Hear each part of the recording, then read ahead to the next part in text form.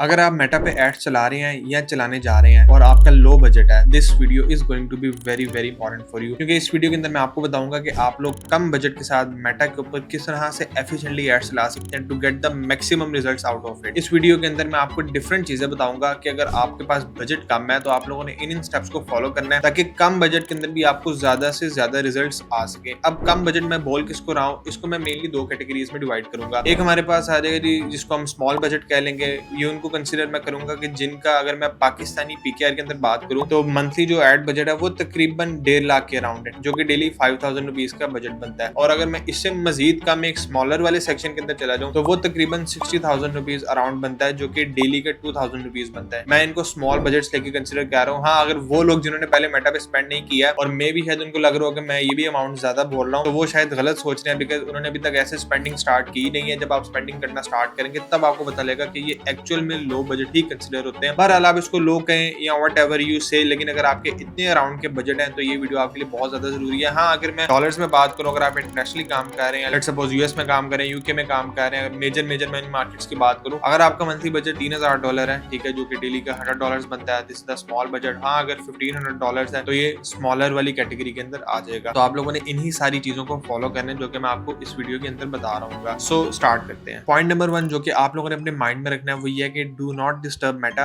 While running campaign. जब आप लोग अपनी कैंपेन चला रहे होंगे तो आप लोगों ने मेटा के एल्गोरिदम को डिस्टर्ब नहीं करना। जब भी आप कोई नई कैंपेन बनाते हैं या कोई सिग्निफिकेंट चेंज करते हैं अपनी कैंपेन या एडसेट के अंदर, तो मेटा का जो लैंडिंग फेज है वो रीसेट हो जाता है, वो दोबारा से लैंडिंग फेज के अंदर चला जाता है। अब लो बजट के साथ अक्सर क्या होता है कि लोग ना बहुत ज्यादा जब लिमिटेड बजट के साथ काम कर रहे होते हैं ना, तो उनके अंदर एक डर होता है, जैसे जैसे वो स्पेंडिंग हो रही होती है ना, दे बी लाइक हर 2 से 3 घंटे के बाद उसको चेक कर रहे होंगे या रिजल्ट आया नहीं है, या हर 6-7 घंटे बाद उसको चेक कर रहे होंगे। तो जब वो देखते हैं कि रिजल्ट नहीं आ रहे ना, फिर कैंपेन्स अपनी ओपन करके चेक करेंगे, उसके अंदर जाके चेक करेंगे कि यार मैंने शायद ये चीज गलत कर दी है, जबकि ऐसा उन्होंने गलत कुछ नहीं किया होता, बिकॉज इतना टाइम ही नहीं हुआ अभी कैंपेन को। फिर वो कैंपेन के सेटिंग्स के अंदर जाके वो चेंजेस वगैरह करते हैं, जिसकी वजह से मेटा का जो लैंडिंग फेज है वो रीसेट हो जाता है। देखिए, लैंडिंग फेज के अंदर मेटा ने एक्चुअली चेक क्या करना होता है, जब आप अपनी कैंपेन्स वगैरह को पब्लिश करते हैं तो मेटा क्या करता है कि मेटा तेजी के साथ जो है ना आपके लिए एक स्पेसिफिक टारगेट ऑडियंस फाइंड करता है, जो कि आपके एक्चुअल कस्टमर होगी। मेटा देखता है कि क्या इस ऑडियंस को एक बार एड दिखाने से ऑडियंस कन्वर्ट हुई है, या एक पर्सन को 2 से 3 बार एड दिखाने की वजह से वो कन्वर्ट हो रहा है। मेटा देखेगा कि कौन सी प्लेसमेंट से आपको ज्यादा बेहतर ऑडियंस मिल रही है, जहां से आपको ज्यादा बेहतर रिजल्ट्स आ रहे हो। मेटा ये चेक करेगा कि कौन से लोग हैं जो कि आपकी वीडियो एड को ज्यादा देर तक देख रहे हैं, वो कौन से लोग हैं जो कि आपकी वेबसाइट के ऊपर भी विजिट कर रहे हैं। सो ये छोटी छोटी चीजें मेटा ने अपने लैंडिंग फेज के अंदर फाइंड आउट करनी होती है to find the exact best target audience for you. लेकिन अगर आप डर की वजह से हर थोड़ी देर बाद ये चेंजेस करते रहेंगे तो मेटा का जो एल्गोरिदम है वो डिस्टर्ब होगा और वो दोबारा से लैंडिंग फेज के अंदर चला जाएगा। सो दिस इज इंपॉर्टेंट कि आप लोग सब्र रखें, कम से कम कुछ भी देखने से पहले 24 घंटे अपनी कैंपेन को चलने दें। मैंने एक वीडियो बनाई थी कि किस तरह से आप लोगों ने क्रिएटिव की टेस्टिंग करनी है, और उसके अंदर मैंने 3 दिन वाला टाइम फ्रेम एक बताया था। तीनों दिन में आप लोगों ने क्या क्या चेक करना है, आप लोग ये वीडियो जाके देख सकते हैं। बट दिस इज इंपॉर्टेंट कि आप लोगों ने अपनी कैंपेन्स को डिस्टर्ब नहीं करना। अब यहाँ पे कुछ लोग क्वेश्चन करते हैं, वो ये कि लैंडिंग फेज में कितना टाइम लगता है। It completely depends on your budget कि आप मेटा को बजट कितना दे रहे हैं। अगर आपका बजट बहुत ज्यादा है, आप हजारों डॉलर स्पेंड कर रहे हैं, या पीकेआर में बात करें तो आप हजारों रुपए एक एडसेट के ऊपर स्पेंड कर रहे हैं, तो वो लैंडिंग फेज जल्दी खत्म हो जाएगा। हो सकता है वो 2 दिन बाद भी खत्म हो जाए, 3 दिन बाद भी खत्म हो जाए। But if your budget is low तो हो सकता है उस लैंडिंग फेज को खत्म होने में 1 महीना भी लग जाए। हाँ, अगर बहुत ज्यादा बजट है तो हो सकता है वो 1 दिन के बाद भी खत्म हो जाए। सो ये कंप्लीटली आपके बजट के ऊपर डिपेंड कर रहा होता है। But if you have a small budget या स्मॉलर बजट, तो इस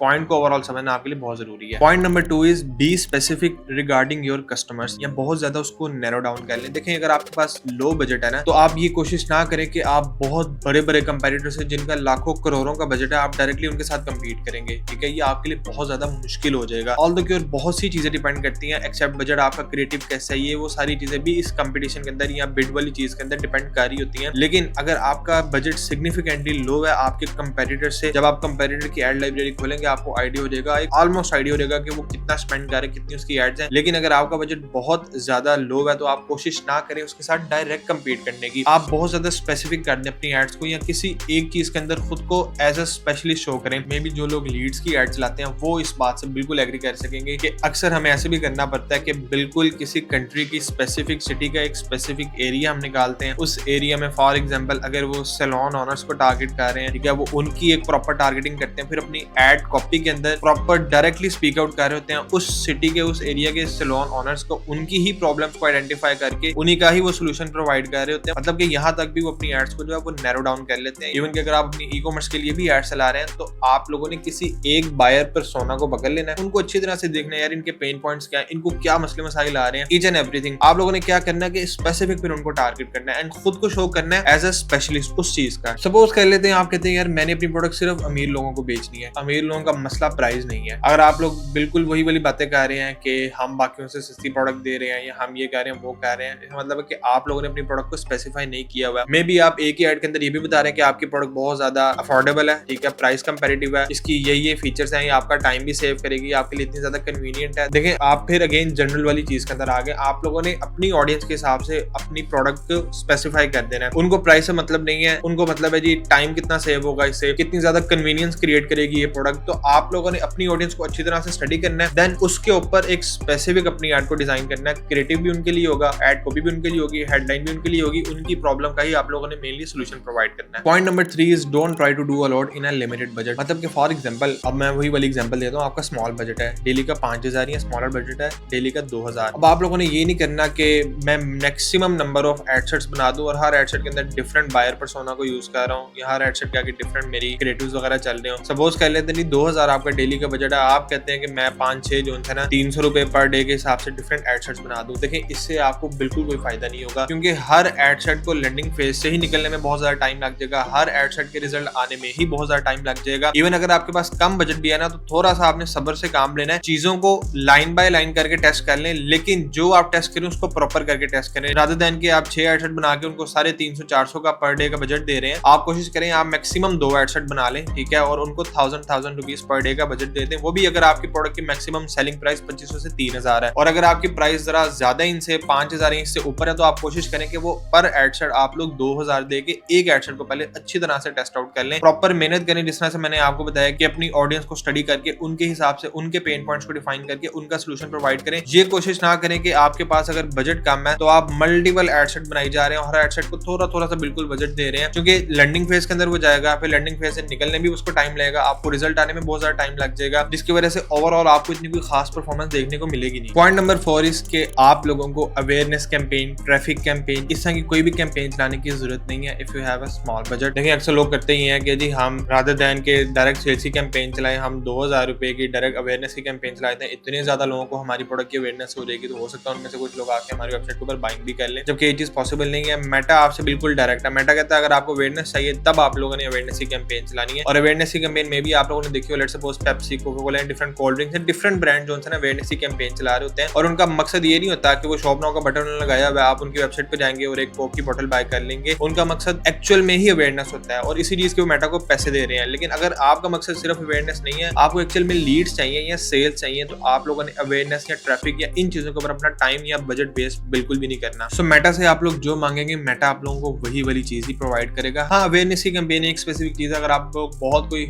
हाई टिकट प्रोडक्ट या बहुत ज्यादा हाई टिकट सर्विस प्रोवाइड करें, वो भी awareness top of the funnel के लिए यूज होती है। वो फनल डाउन करते करते वो एक बिल्कुल डिफरेंट स्ट्रेटेजी आ जाती है। But for the lower budget आप लोगों को जो चीज चाहिए आप लोगों ने उसी के ऊपर ही पैसे लगाने हैं। आप लोगों ने एक्स्ट्रा थोड़े से अवेयरनेस के ऊपर भी लगा दिए, थोड़े से ट्रैफिक के ऊपर भी लगा दिए, उन चीजों से बिल्कुल अवॉइड करना है। Point number 5 is use your organic content to find your winning ad. अब आप लोगों के लिए ये चीज तो बहुत ज्यादा इंपॉर्टेंट है। देखिए वैसे तो ऑर्गेनिक कंटेंट हर ब्रांड के लिए आजकल बहुत ज्यादा जरूरी है, लेकिन अगर आपके पास बजट कम है ना एड्स के लिए, तो ऑर्गेनिक कंटेंट की जान आप लोग ना छोड़ें। मैंने पहले भी इसके ऊपर एक वीडियो बनाई हुई है कि when you post a good amount of organic content ना, तो मेटा भी आपको रिवॉर्ड करता है, आपको कम सीपीएम या कम पैसों के अंदर अच्छे रिजल्ट ला के दे रहा होता है, क्योंकि आप मेटा के प्लेटफॉर्म पे मेहनत कर रहे हैं, उसके यूजर्स को वहां पे एंगेज रख रहे हैं, यूजर उसके प्लेटफॉर्म के ऊपर ज्यादा से ज्यादा टाइम स्पेंड कर रहा है, मेटा आपसे खुश हो रहा है और वो आपको रिवॉर्ड भी करेगा। सो ऑर्गेनिक कंटेंट के ऊपर खास फोकस रखें। एक और चीज आप लोग ये कर सकते हैं कि ज्यादा से ज्यादा कोशिश करें कि कंटेंट वगैरह वहां पे पोस्ट करें। अब जब आप वहां पे कंटेंट पोस्ट करेंगे ना, तो वो ऑर्गेनिकली भी आपको कुछ ना कुछ विनिंग एड्स वहां पे निकाल के देता रहेगा। लाइक अगर आप लोगों ने कोई सी 3 पोस्टिंग्स की और उनमें से एक के ऊपर आपके नंबर ऑफ व्यूज और एंगेजमेंट ज्यादा आ रही है, then what you can do कि आप उसको हल्का फुल्का सा एडिट करके, बिकॉज सम टाइम ऐसे होता है कि जो ऑर्गेनिक कंटेंट हम पोस्ट कर रहे होते हैं वो डायरेक्टली आपकी एड्स के लिए यूज नहीं हो पा रहा होता, तो आप लोगों ने उसको हल्का फुल्का एडिट करके उसके अंदर एक प्रॉपर कॉल टू एक्शन वगैरह लगा के उसको एड्स के अंदर भी यूज कर लेना है। इसके बहुत ज्यादा चांसेस होते हैं अगर आपका वो ऑर्गेनिक के अंदर अच्छा चला तो वो पेड एड्स के अंदर भी आपको अच्छे रिजल्ट ला के दे। मतलब कि आप लोग थोड़ी सी ऑर्गेनिक वाली साइट के ऊपर मेहनत करके पेड एड्स के अपने पैसे बचा सकते हैं और कम बजट के अंदर अच्छी एड्स चला सकते हैं। उम्मीद है आप लोगों को आज की वीडियो पसंद आई होगी। In case if you have any question तो आप लोग इसी वीडियो के कमेंट सेक्शन में पूछ सकते हैं। रिगार्डिंग सर्विसेज एंड कंसल्टेशन भी आप लोगों को हमारा फोन नंबर डिस्क्रिप्शन और कमेंट सेक्शन के अंदर ही मिल जाएगा। Thank you so much for watching, take care and अल्लाह हाफिज।